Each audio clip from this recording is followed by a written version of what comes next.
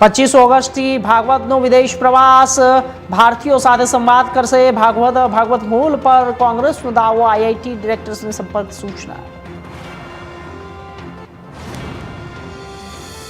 કોલકાતા હોટલમાં ભીષણ આગ, 9 લોકોના મોત, 6 ઘાયલ, ધુમાડાથી ગુંગળામણ થતા મોત, 28 લોકો સુરક્ષિત રીતે બહાર।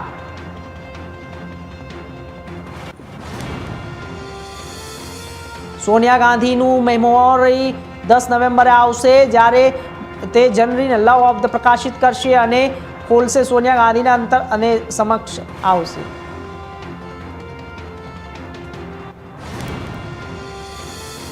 સ્મૃતિ ઈરાનીનું રાજકારણમાં ગ્રેટ કમબેક, બીજેપીની નવી ભારતીય કાર્યકારિણીમાં સ્થાન, સ્મૃતિ ઈરાનીની સક્રિય રાજકારણમાં રાજકીય કમબેકથી એક્ટિંગ કરિયર પર અસર।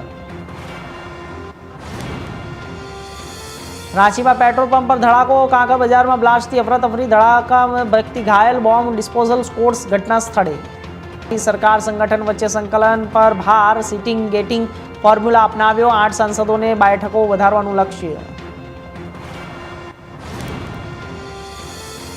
આઝમ ખાન પર ઈડીના મોટા એક્શન, 10 સ્થળોએ ઈડીના દરોડા જાહેર, યુનિવર્સિટીમાં પણ તપાસ, ઘર અને ઓફિસના દસ્તાવેજો ખંગાળ્યા। સંસદ માર્ચ પર પોલીસ કાર્યવાહી તપાસાશે, સુપ્રીમ કોર્ટ બનાવાશે high power committee, retired supreme court જજ કરશે કમિટીની આગેવાની, એસસીના પૂર્વ ચીફ જસ્ટિસ પણ સામેલ થશે।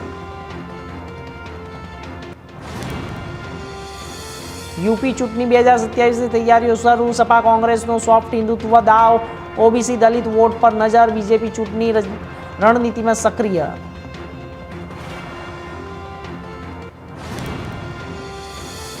પીએનબી ગ્રાહકો માટે મોટું એલર્ટ, આવતા મહિનાથી કેટલાક ખાતાઓ બંધ થશે, ઝીરો બેલેન્સ ખાતાઓ પર એક્શન, પીએનબીઓએ ગ્રાહકોને કર્યા એલર્ટ।